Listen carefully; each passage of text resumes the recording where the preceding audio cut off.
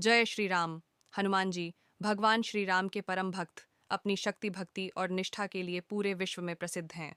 लेकिन क्या आप जानते हैं कि हनुमान जी का जन्म कैसे हुआ था? उनके जन्म से जुड़ी कथाएं न सिर्फ रहस्यमयी हैं, बल्कि गहन आध्यात्मिक संदेश भी देती हैं। आइए आज जानते हैं हनुमान जी के जन्म का अद्भुत रहस्य।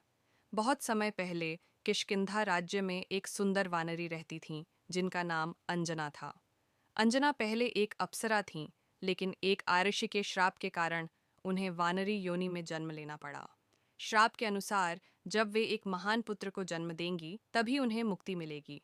इस श्राप से मुक्ति पाने के लिए अंजना ने पर्वतों और जंगलों में जाकर भगवान शिव की कठोर तपस्या शुरू की। उनकी तपस्या इतनी कठिन थी कि देवता भी प्रभावित हो गए। अंजना माता की तपस्या से प्रसन्न होकर भगवान शिव प्रकट हुए और आशीर्वाद दिया, तुम्हारा पुत्र अद्भुत बल और बुद्धि से युक्त होगा। वह मेरी ही अंशावतार होगा और संसार में धर्म की रक्षा करेगा।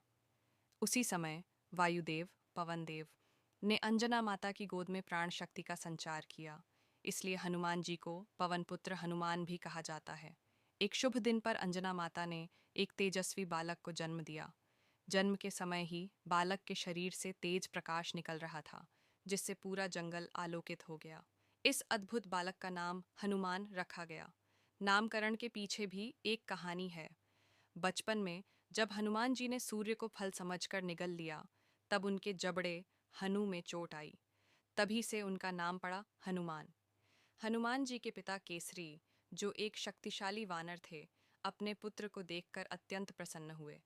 उन्होंने यह मान लिया कि यह पुत्र उनके कुल को गौरवान्वित करेगा। अंजना माता को भी अपने श्राप से मुक्ति का संकेत मिला। हनुमान जी का जन्म सिर्फ एक बालक का जन्म नहीं था, बल्कि यह धर्म और भक्ति के नए युग की शुरुआत थी।